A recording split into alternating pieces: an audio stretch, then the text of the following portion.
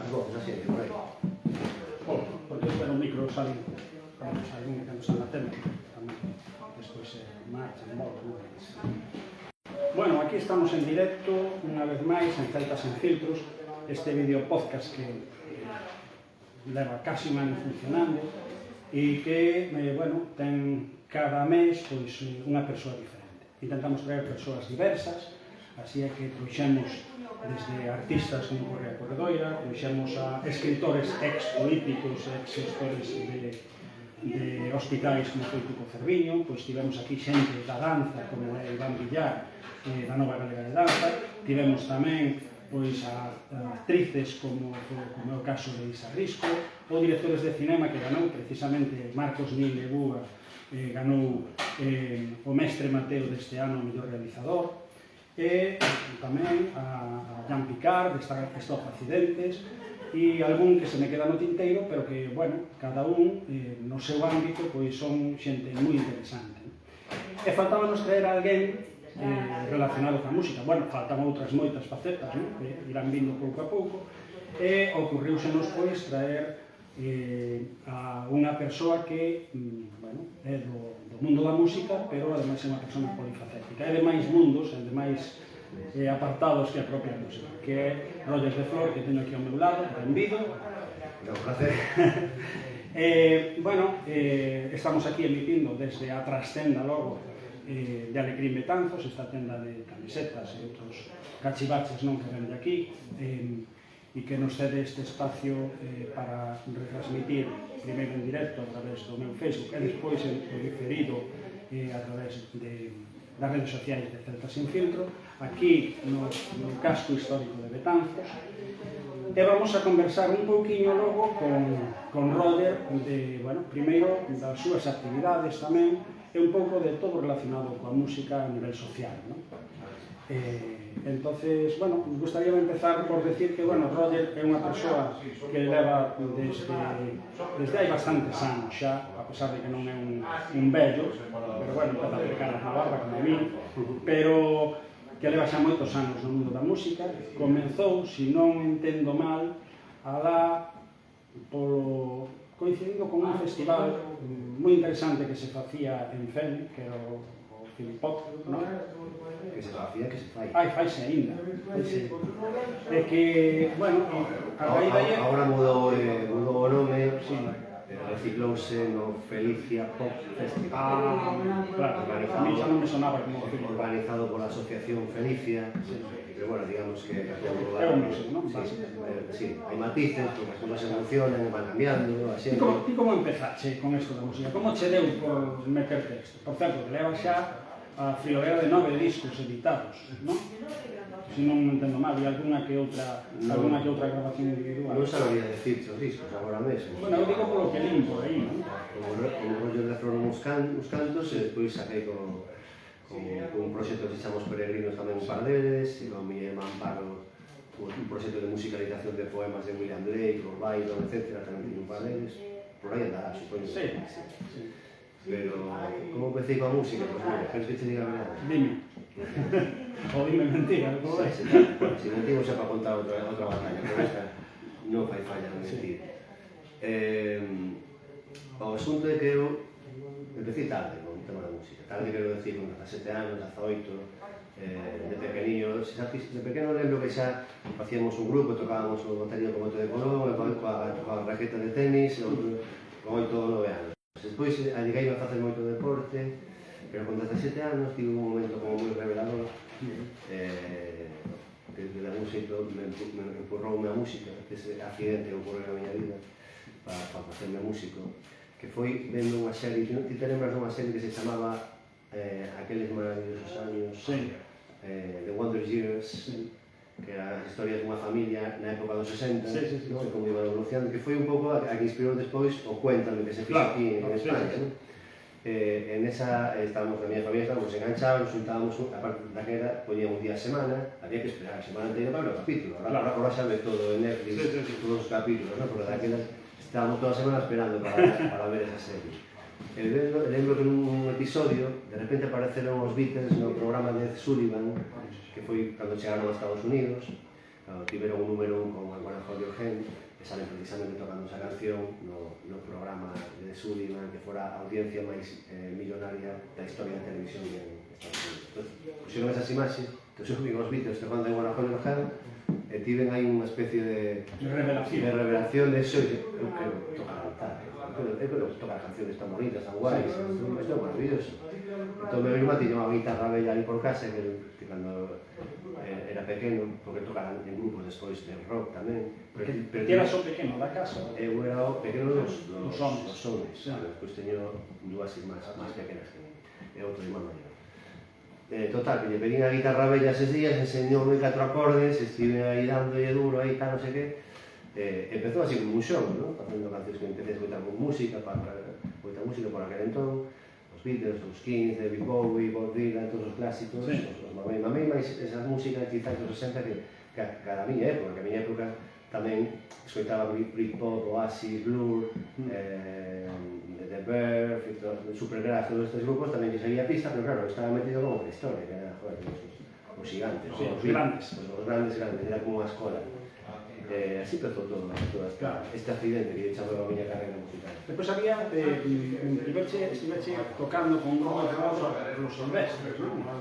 Os Silvestres realmente foi un artificio, un grupo que nos inventamos para a presentación dun documental que se chamaba Naturalidade Silvestre, igual que un disco que saquei eu.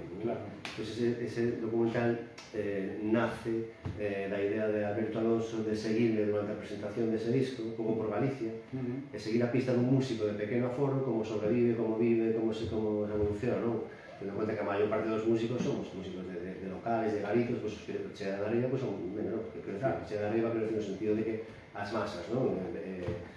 Enchen espacios máis teatros, auditorios, etc. Entón, seguí unha pista nesa xira que foi moi bonita, ademais, rodeime de músicos estupendos como Fran Rey, Luis Cuba, Aguaxo, Cabe, a guitarra, bueno. Fixo un documental con esa historia, entón, saiu eu son unha excusa, o sea, non é sobre mí o documental, son unha excusa para falar dunha realidade, entón por aí aparecen outros músicos, aparece o Marqués das Viñas, que estaba moi apegado nesa época, aparece Magín Blanco, que supoño que coñecerás tamén, agora está máis metido no tema da música infantil, pero por aquel entón todavía tiña pistoletazos no rock and roll e tal. E despois tamén estaba o Neno Elliot, que foi un integrante de Los Filloas, que é o irmán de Alberto Alonso, bueno, en fin, e a partir de aí surdiu o tema do... Cal era a pregunta? Xa non pregunto. Eu tamén. O tema do documental, para este documental, fixemos, era unha banda ficticia. Oye, como nos vamos a chamar? Pois Naturalidade Silvestre ou Silvestres. Entón, víamos así con esa xira, Magín, Lara e todos... Pero todo foi, ao final, todas estas cousas, non? Que foron pasando ao largo da historia, foi tamén unha especie de evolución, non? Tamén personal.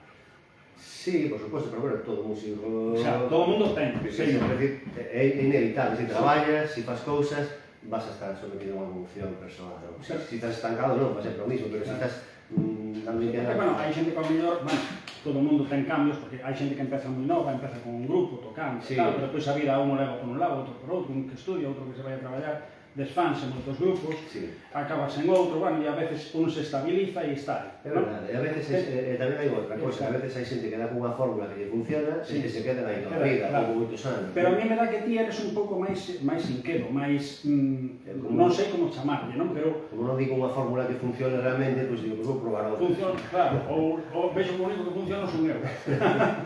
Non, eu considero bastante creativo, non? O sea, teño como moitas ideas, e cando considero que esas ideas merecen a pena de compartilas, pois esforzo en sacarlas adiante, non? Para compartilas. Entón, pois eso, dou moitas riendas sueltas. Tive, bueno, xa nomeache certos clásicos, non? Agora, pero de onde alguén que te marcara especialmente, tanto dos clásicos como incluso de algún máis descoñecido que te pudera marcar de alguna maneira no tema musical a ti? Moita xente, non? Moita xente que te marca, que te influencia, que te inspira, pero diría que, sobre todo, os Kings, Ray Davies como compositor me parece un xenio, a súa maneira, como toca os temas sociais con esa ironía, como fai esa crítica, con esa sensibilidade, sempre me gustou, sempre a miña primeira maqueta é cancións de amor e retranca, non? Sí, O tema do humor está moi incorporado a esa ironía, non? Eu vexeche non sei por qué, pero me lembras un pouco, por maneira de ser tamén, e por ese, a veces, humor e esa especie de feeling que tes moitas veces co público, a Jonathan Richman. A ti que se parece a Jonathan Richman? Por certo, xa que o digo. Xa me gustaría, amigo. Un xenio, un tipo músico maravilloso. Nunca che dixeron isto, que tes certo parecido. Mais, hai anos, era porque tiraba moito. Supoño que como tiña quizás máis limitacións, que sigo tendo, pero cando empezaba a música tiña máis limitacións, entón tiraba moito para a showman, máis divertido, entón poñía o acento máis aí, non quería ser un músico serio, ni me consideraba un músico serio, un cantante o uso aí, non sei que, entón como tiña unhas deficiencias técnicas, a suplantaba con esa alegría, e é verdade que aí Jonathan Richman foi moi inspirador, non? E a veces me decía, bueno, tes algo con Jonathan Richman e tal, pero bueno, é un dos meus ídolos, dos meus referentes absolutos. Eu acórdome, agora que estamos aquí en Betanzos, ademais, que aquí ao lado, unha vez, houbera un suceso que viñeras tocar despois da pandemia, que andiveche tocando por aí, facendo un pouco de músico de rúa tamén. Sí. Porque ao final, bueno, parece como si o músico de rúa fora unha cousa menor, e a mí me parece unha cousa fermosa, non? Tocar nas rúas. Eu non sei que opinas, pero, bueno, supoño que opinarás que sí, que de feito fixeche, non? Pero que bótase de menos que moitas veces incluso artistas reconocidos e que teñen certo caché, se bota de menos, pois ao mellor, eso, non? De velos tocando na rúa tamén, non? E sobre todo en épocas onde é relativamente sinxelo, bueno, aquí en Galicia máis que nada o verano, non? Porque tamén cando chove é chungo, non? Algúns o fan, por exemplo, Manu Chao constame que é un tío que de repente se pone a tocar na rúa, non sei, pero en sitios onde tampouco se coñeza moito, porque, claro, se monta aí un follón, ou se pon. Teño entendido que algunas veces como que se disfrazaba ou se ponía cousas así para... Pronto se lle conoce, pero sí, parece que lle gusta o tema. A mí tamén me gusta. Eu, a verdade, o meu co tema da música na rúa xurdiu ano 2011-2012, de repente tive a inquedanza de tocar na rúa. E non necesitaba ben de dinheiro, o sea, vivía ben, tal, de curro, pero de repente sentín que tiña esa necesidade, non sei, foi como un impulso, como unha intuición. Bueno, non sei de onde ven isto, pero vou facer. Lembro que me fun a Asturias por esa cousa de pudor, de Marí, que me coñezas ben, entón me fun un par de semanas a Asturias e puxeme a tocar por Avilés, por Sisón, Oviedo, por algún pobo tamén por aí, por Infiesto, bueno, busquei en algún sitio, salí unha feira e tal, e ao principio me daba o cangueiro, de poñerme e tal, non sei que, buscaba unha excusa para non poñerme, tardaba en encontrar un sitio para... Realmente era unha cosa que imponía respeto para tocar na rúa, non? Unha cosa de hostia. Pero foi como que superada esa prova, non? Foi como que de repente sentíme como unha persoa máis libre, un músico máis realizado tamén, nese sentido de saber que estar na rúa é moi digno, é dignísimo, te xente que sacas unha sonrisa, te miran, te guiñan o ollo, se acercan, tal.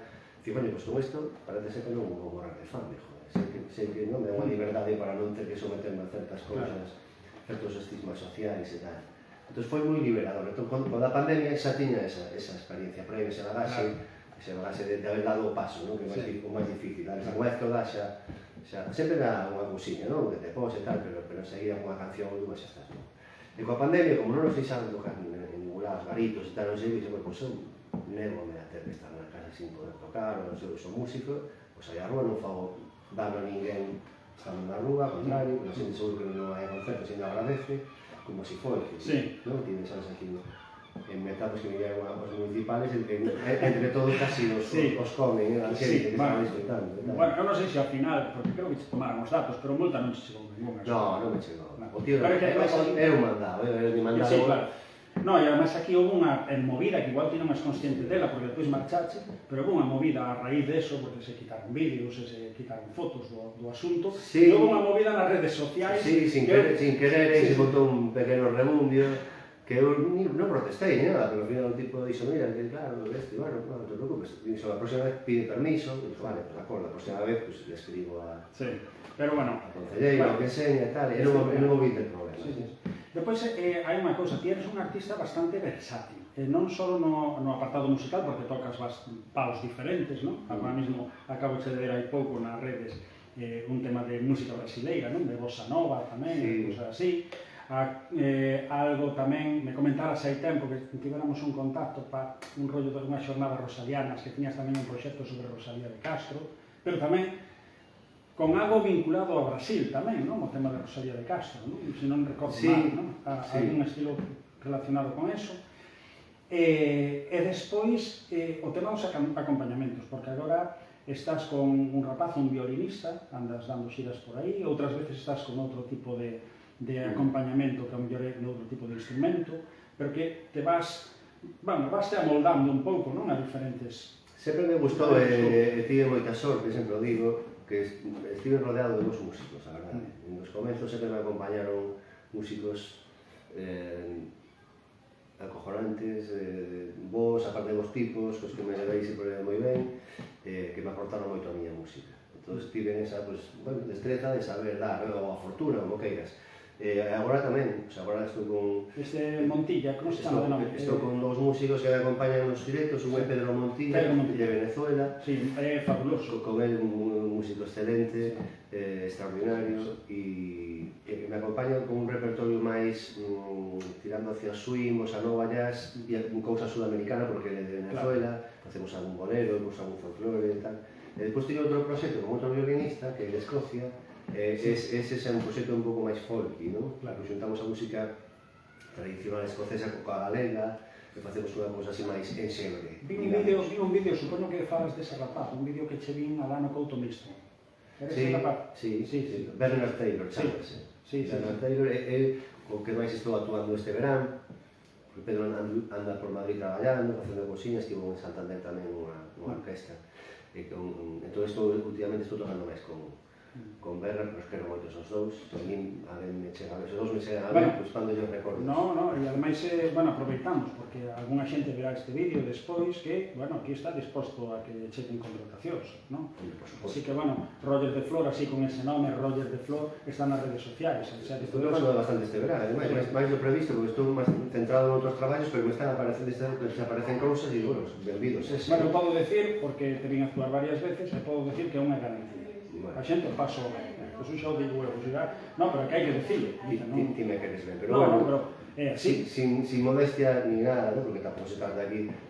Funciona o experimento, pero a xente vai se contenta e facemos moi bon equipo. Temos unha química estupenda, as cancións funcionan, é moi variado, como dís, son unha persoa bastante ecléctica, entón tampouco que este facendo un estilo todo o tempo, de repente silo para un lado, vou para outro, canto en varios idiomas, canto en galego, en castelán, en italiano, en portugués, en inglés.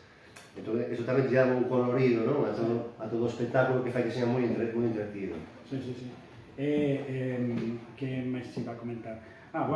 Que aparte deso, o tema que falabas antes, non? De os artistas de, digamos que de aforos limitados, máis pequeninos, non? Como poden ser bares, locales de como se dice, de concertos, cosas así, non? Queríache preguntar como vestía ahora toda esta emerxencia que está habendo, hai xente que empeza a cuestionarse todo este negocio, por chamarlo de alguma maneira, dos grandes festivales. Estes que moitas veces, ademais, ahora está habendo críticas, por exemplo, a estes festivales que pertencen a fondos e a industrias, incluso israelitas, de Israel. Ti como xulgas eso como desde a parte máis de músico, non só como ciudadano da pé, que podo ser eu, senón desde o punto de vista musical. Pois como todo, no momento que máis importa na cousa musical é o diñeiro, facer caixa, pois filmar ao Estado, nos festivais moitos, non deixas a maneira de que o Estado está subvencionando para aquí para lá, non me parece unha arte, unha cultura verdadeiramente auténtica. E non estaban matando tamén os festivais populares que había, que antes organizaban, que sigue habendo algún, por sorte, asociacións, entidades, que falabas, por exemplo, o Filipoco, como se chama, Felicia, como poden ser os irmandiños de Moeche, como pode ser o que sei, en Guitirizos de os de Xermolos, os de Pardiñas, etcétera, etcétera. E claro, que eses, digamos que están sobrevivindo, porque son festivais máis ou menos históricos. Pero teñen unha identidade, teñen algo propio, creo que o Felipón leva 25 anos, o Pardiñas debe levar, non sei cantos, 30 ou 40. No, Pardiñas 46. 46, xa, mira. Sí, Pardiñas é agora mesmo o festival máis antigo. Os festivais dos que ti falas son outra cosa, os festivais son todos iguais, van a mesma xente, se retroalimentan uns cos outros, están chupando pasta. A mí me parece un pouco triste que toda esta industria cultural está acabando os pequenos concertos, por exemplo, non? Todo pasa polo filtro do Estado. Se non pasa polo filtro do Estado, queren acabar con esa cultura, non? Te queren fagocitar todo, é unha maneira de dominio, non? E de control social, tamén ese. Entón, eu penso que o trovador que iba na Edade Media por las vilas era un tipo libre que iba por aí e sabe tocar, cousa que agora en moitos sitios non se deixa facer. Sí, ahora hai un control sobre no ano 2025, en Ferrol agora fíxose unha normativa do ruido, que a música, os concertos se inclúe toda esa normativa de ruido. Hai unha plataforma que di que a música non é ruido, está empezando a haber protestas, se protesta da rúa, de tocar en local, non deixa tocar en locais, ponen unhas normas moi estrictas para poder facer un concerto, un tío con guitarra, que se para mí fai máis ruido desde si pois a radio, qualquera cousa. Entón é unha cousa que é bastante triste, aí non nos podemos calar, aí temos que facer, non pode ser que a música se prohíba. Ferrol, ahora que falas de Ferrol, que tienes dali, da zona, Ferrol non está, non o sei, falo desde fora, que non son de Ferrol, pero non é como se estivera vendo tamén, e ao mellor por causas parecidas ás que estás falando, como unha especie de declive de certas actividades. Eu lembro moi ben, bueno, algo fantástico, que foi a Semana da Poesía Salvaxe, e que aí atrás estaba vendo que tiña problemas, que todo eran dificultades, e que había unha especie como de protesta do propio organizador Carlotti, non? E que ti, supoño que estiveche en alguna época moi vinculado tamén, non? A esa semana. E sigo estando. Agora máis como amigo, unha temporada máis de como amigo, como axudaba a discoteca do son, e tamén participei actuando con os poemas de William Blake, de Rosalía de Castro, con miñas cousas, máis desenfadado, máis lúdico e tal. Que sí que tivo problemas de quitar a subvención, pero saiu adiante coa solidaridade, unha solidaridade merecida, porque Carlotti traballou sempre, con toda a xente dos locais de Ferrol, sempre de educar a todo o mundo, e a xente cando que nesa tesitura todos apoiaron, tanto os locais como as asociacións culturais, entón saiu adiante. Ahora creo que tomou un poquinho o tema, unha pequena axuda. Non, que a mí sorprenderame tamén porque realmente era unha das actividades culturais de moita relevancia que tiña Ferrol. Referente non só de Galicia, en España e na península, porque é xente tamén de Portugal, moito. Claro, sí. Moi ben. Entón, Sí, é curioso, sí. E agora, ti como ves que está indo, claro, toda esta política cultural e esta política do tema de apoio realmente a xente daqui, por decirlo de unha maneira, porque se estamos aquí tamén, os gobernos de alguna maneira, tamén os gobernos locais e o goberno da Xunta deberían de facilitar tamén o apoio, non, a esa xente autóctona, non? Deixar facer. Porque ao final, claro, sacando de billeteira é moi fácil, non, contratar grandes artistas, eso xa o sabemos, non? Bueno, grandes ou pequenos, hai que ver o que cale a vara de medir. Claro, bueno, refiro máis que nada aos de zona, non, os famosos, non? Aí depois xa para gustos cores e todo iso, non? Pero de aquí agora mesmo, como están esas políticas? Realmente son dificultades? Hai algún tipo de apoio que se note a maiores, algo? Como ves que está todo ese panorama? Non sei, pero eu vou dar un dato. Eu lembro hai 15 ou 20 anos en Ferrol, un venres podía haber ao mellor 8 concertos simultáneos en diferentes garitos da cidade. E pasaba unha losa, estábamos dando unha copa concertos en directo. Agora ao mellor hai un, con sorte, Salarrún, tal, e non hai máis. Todo isto, lóxicamente, está relacionado coas políticas culturais que fai as institucións. Claro. Está clarísimo, non? O sea, se están programando outras historias, se están poniendo dificultades para o pequeno... Entón, como empezou todo o mundo a tocar? En garitos. Claro. Pero todos, sí. Que se diste grandes, ou que seña, todos empezaron así. Entón, é unha maneira de desarrollar o talento, ou xente que se dedica a eso de profesional, algo digno. Entonces, eu penso que aí, pues, hai que concienciar para Sí, bueno, aquí casi, claro, é un tema diferente, pero bueno, Betanzos é moi pequeniño, non? O Lago de Ferrol. Pero aquí, por sorte, digo eu sempre, por sorte, hai un local, porque é un local privado, que ao final é o Café Lanzós, que é o que organiza cada semana un concerto. Sí. Que hoxe en día ten moitísimo mérito. Pero constame que Adolfo ademais fai todo legal para que non lle vayan arriba, tamén, claro, que é unha claro, cousa claro. moi tan excepcional, Claro. de facer todo pues, un alta, non sei. E a xente valora porque ten xente, e ten público, a xente valora eso. Sí, E é curioso que ao final todo este tipo de iniciativas teñen que ir de unha maneira particular e prácticamente sen axuda de nada. E tendo que cubrir as espaldas por se acaso, non vai a ser que encima che poñan problemas. A mí, pensamento, non me lo queixar, o sea, eu fago a miña historia, e non vou depender do Estado, que non sei que, non me dá, pero non me queixo, preferís en facer. Claro. O sea, xa non digo que Claro. faced os vosos negocios, a vosa cultura, tal, pero a cultura un pouco verdadeiramente a contracultura, non? Sí. Que me chama, esa contracultura, que é fundamental, Claro. un pouco, esa contracultura frente a ese Estado. Sí. Por lo menos esa é de loitar por ter a súa liberdade para seguir facendo Ti ademais de músico, de cantante, de todo isto, de compositor, sí. e ademais estiveche, bueno, tes a túa faceta que de productor por un lado, pero depois tamén estiveche no campo audiovisual, fixeche vídeos, e tamén creo que fixeche os teus pinitos como actor, e incluso tamén os teus pinitos como poeta, non? Dachelle un pouco a todo. Como poeta non me atrevería a dicir. Non. No. Bueno, pero ao final un compositor tamén, a veces fai letras, non é un pouco poeta. No, pero son letras de cancións. Pode ter un ramazo poético, pero son conceptos diferentes. A letra da canción con unha poesía son linguaxes diferentes. Os trovadores non eran poetas, non? Xa che digo, a música é linguaxe diferente á poesía. Pode ser que de feito, a música de decir poemas que se convirten en cancións, pero xa se convertese en cancións. Non é mesmo. Porque o poema, a cada unha pode levar un sitio diferente. Con a música, estás encauzando ti de algún xeito. Pero, bueno, en calquera caso non me considero poeta de ningún modo. Productor sí, pero que non me quedo outra, non? Que para sacar as miñas cosas tienen que producirlas, aprender a producirlas, tanto no estudio de grabación de música como no estudio de edición de vídeo. A hora de facer vídeos, sempre traballei con os profesionais. Tengo que gravar 20 videoclips na miña carreira. Al principio, pues, cando vos facendo, miraba como facía, ¿no? Como grababa, como se quede, como cuadraba. E chegou un momento que atrevíme a dirigir os meus propios videoclips e protagonizarlos a desde o principio. Sempre me gustou poñerme diante da cámara, me pareceu moi divertido.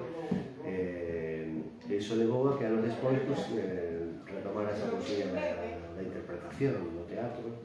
Sí, algo teño visto tamén por aí, algo fixeche. Algo relacionado con Castelao, fixeras ou algo así. Algún papel, recientemente. No. De que era?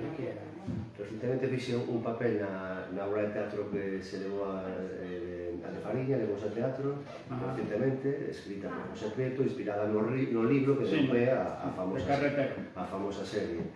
E fago un par de papeliños aí, e fixe outra... Estou con unha compañía de teatro en Ferrol que se chama Comparín Teatro, que se viu tamén outros libros a todos, e levo un par de anos, levo 2 obras. Depois fixera teatro musical con ela, unha obra alrededor do mundo femenino nas letras de Bob Dylan, chamábase La Niña das Flores Solitarias. E bueno, pois vou facendo os meus... Fixe un teatro radiofónico tamén, con Eugenia Samartín, a cal coñeces ti tamén, que tamén é un músico, tamén actriz. Unha muller moi interesante. Dirixiu unhas radionovelas en Radio Fénix, chamoume para facer uns papéis, e bueno, pasei de maneira en Cádiz. E fixeche agora unha rodaxe, me parece que incluso dun anuncio para o BBVA, non? Estou facendo publicidade agora. De vez en cando chámame para... Empezou a chamarme unha amiga. Un día, te interesa facer publicidade? Bueno, se pagades. Que chamoume para un par de cosiñas, para a denominación de origen Rías Baixas, para Gadis. E despois tirei un pouco de fío, cando tengo un par de series en Madrid e Barcelona, e gustou iso o que lles propuxen, o que lles enviei o material, de vez en cando aparece alguna cousinha. Pero bueno, todo está ben, porque sabes que coa música solo é complicado, entonces todo suma. Bueno, pues moi ben. E agora en que proxecto estás agora? Porque como ti nunca estás quieto, en que proxecto andas, metido? Ou proxectos andas? Agora estou, mira, moi centrado na música en directo.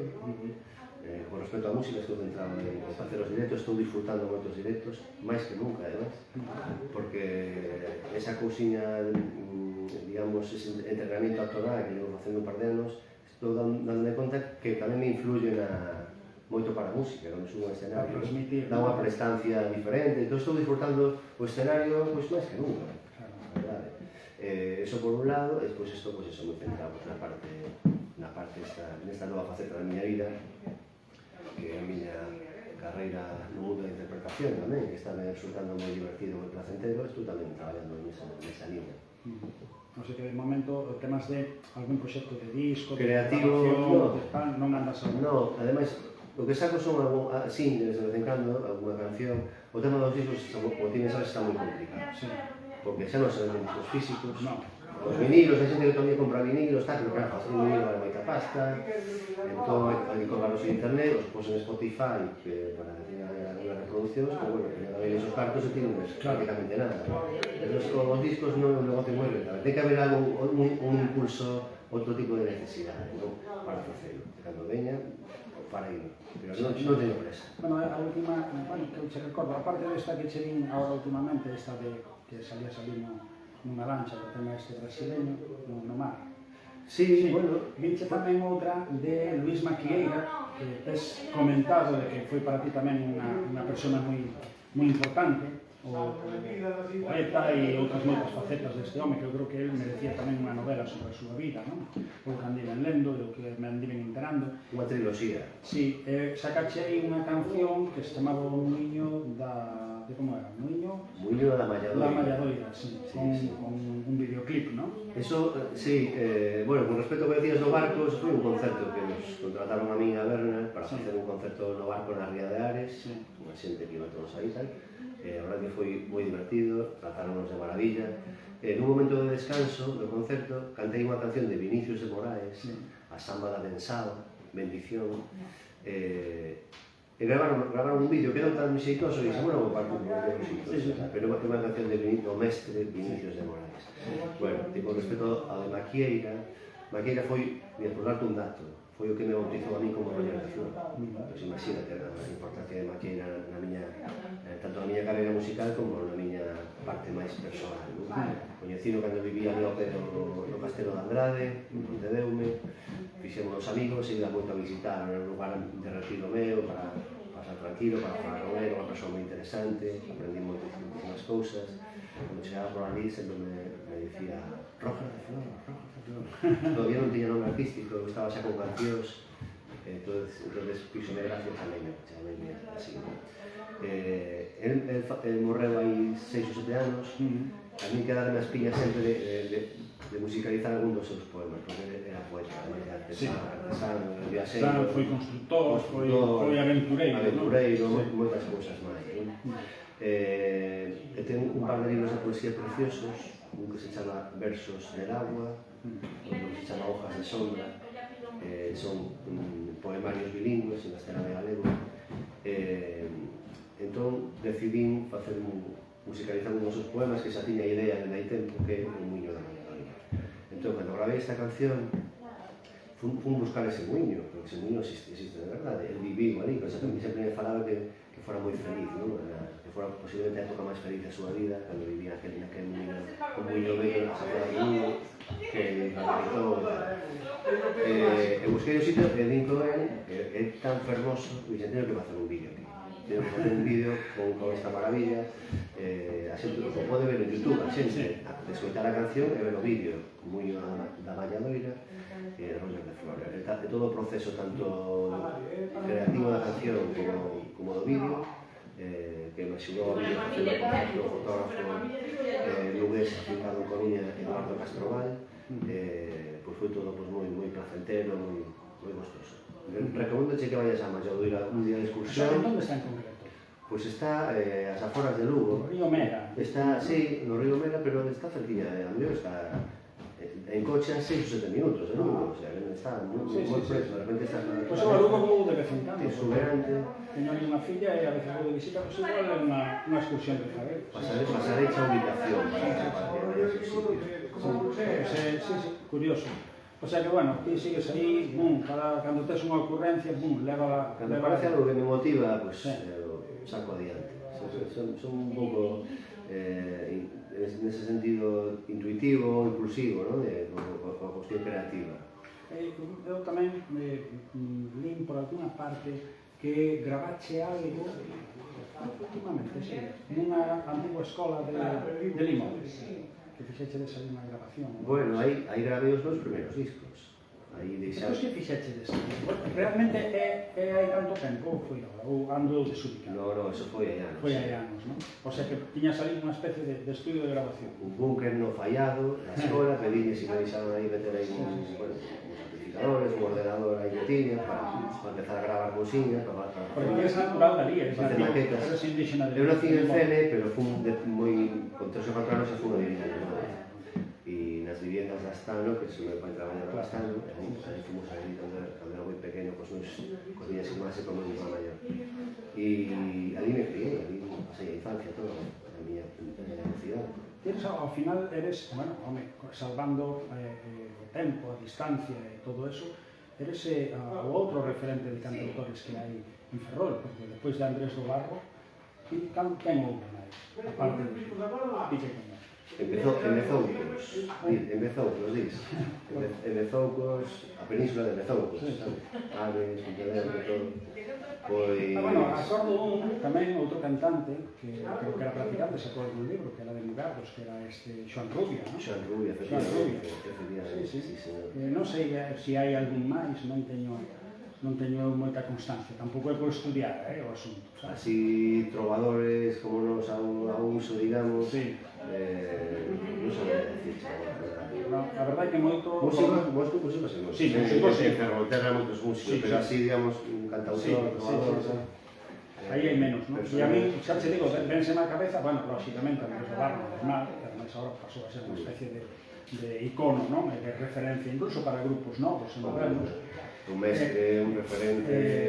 E lembro tamén, Xoan Rubia, máis un pouco de canción galega, e daquel período, non? De canción protesta tamén, reivindicativa, e pouco máis. Para mí, casi, eres un deses tres, non? Da triloxía, non?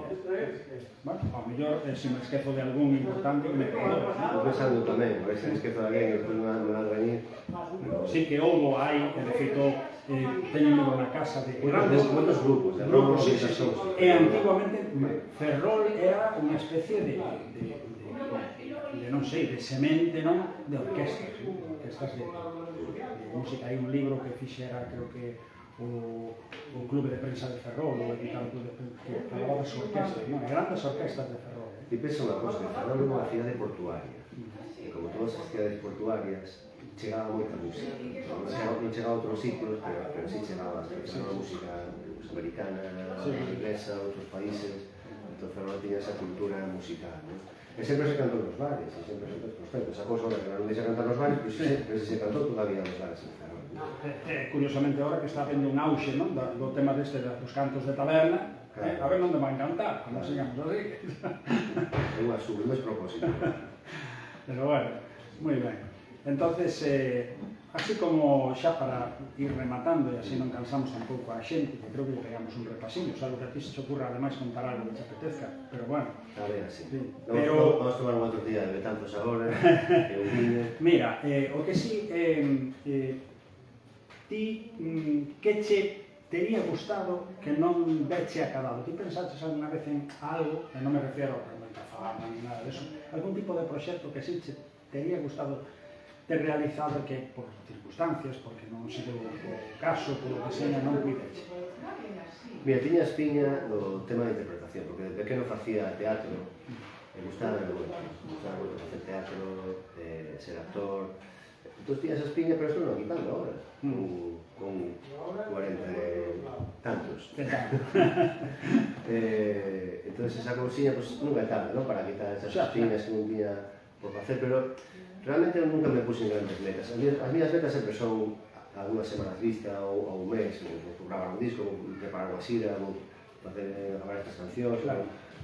Non teño grandes metas, o sea, eu funciono así, non? O sea, penso máis no día a día, no que teño que ir facendo no día a día, e de algún sitio así tamén faixe camiño, pero bueno, as miras para atrás e xa hai un camiño feito, non?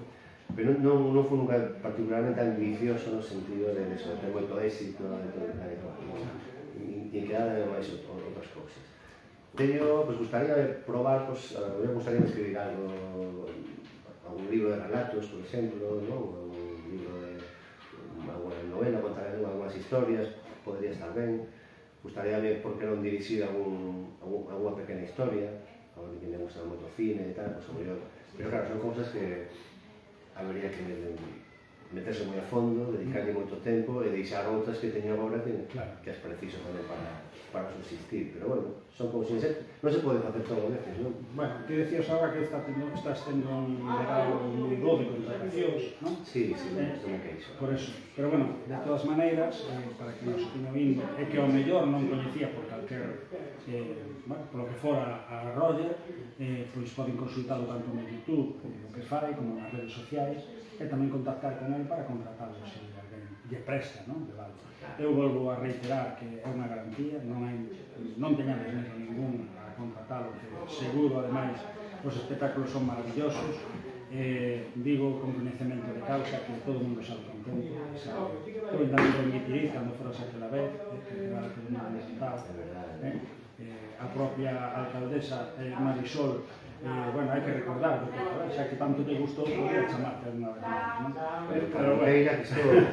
Pero bueno, en calquera caso que sepan tanto institucións como particulares ou como que enseñan asociacións entidades que Roger é unha garantía. E nada, vámonos ir xa despedindo. Foi un placer terlo aquí. Para o mes, pois, teremos outra persona. É casualidade que seña dali da zona de Ferrol, que non traemos a xente pola ubicación, polo lugar de onde procede, pero sí tamén é daquela zona, que é Carmen Romero, que é unha ceramista maravillosa e que... Cantautora tamén, sí, tamén canta, toca a guitarra. Coñecina hai pouco personalmente, pareceme unha encantadora. Sí. Bueno, imos a ter aquí, vamos a falar de cerámica, ao mellor un pouco de música tamén, vamos a falar de arte. Bueno, eu quero felicitarte antes de irme por o podcast, parecendo unha idea calaruda, poñer en valor cousas que a veces están máis ocultas ou descoñecidas. Aparte o nome me parece fantástico, Celta sen filtros, non? Estáse demostrando que a nosa herencia celta é máis do que nos contaron, que todavía temos a cousiña que pasa, claro, a historia escribimos que ganan, os románs quitaron aos celtas. As pequeniñas cousas, como pode ser isto que estamos facendo xe aquí, e outras moitas que moitas veces non se les dá valor, cousas que a veces non recoñece a prensa ni os medios, que teñen moitísimo valor, e están aí, e sí que contribúen a facer un mundo mellor. E tamén, o que dices ti, rescatar e falar, que ao final son amigos, coñecidos, ou botas mal desto, pero rescatar, e creo que é de xustiza, rescatar e poñer en valor tamén o que se está facendo por aí, que non forma parte desas masas que sigue todo o mundo, que están deseñadas realmente para facer negocio única e exclusivamente. É un pouco o que pretendemos, traer xente que é interesante, por unha faceta. Eu tamén teño que ganar algo, eu non digo ai, pero a xente ten que vivir, pero unha cousa é iso e outra é xa a usura, non? O que fan os bancos, non? É que, de alguma maneira, como o BBVA. Sí, como que fixeron, por exemplo, co teu amigo, non? Maquieira, non? Que intentaban cobrar unha débeda de non sei cando estaba cobrando realmente unha prestación social e non tiña un can, pero bueno, así son os bancos, así son os usureiros e así é todo. Pero sempre haberá un espazo para a xente da pé, a xente comprometida e a xente que traballa pola liberdade, ao fin e ao cabo, é polo que estamos traballando todos, que haxa un espazo de liberdade, de valorar o que é a arte e o que é a creatividade de verdade, non enlatar. Totalmente. Así que nada, vamos deixar logo este celta, que siga o seu camiño, e vémonos con outros celtas nos seguintes meses. Así que nada, moitas grazas. Grazas a ti, un placer estar aquí neste recuncho tan acolledor. Grazas a David, que nos presta este lugar. E nada, vémonos por aí adiante. Ata sempre. Veña, campeón, adiante.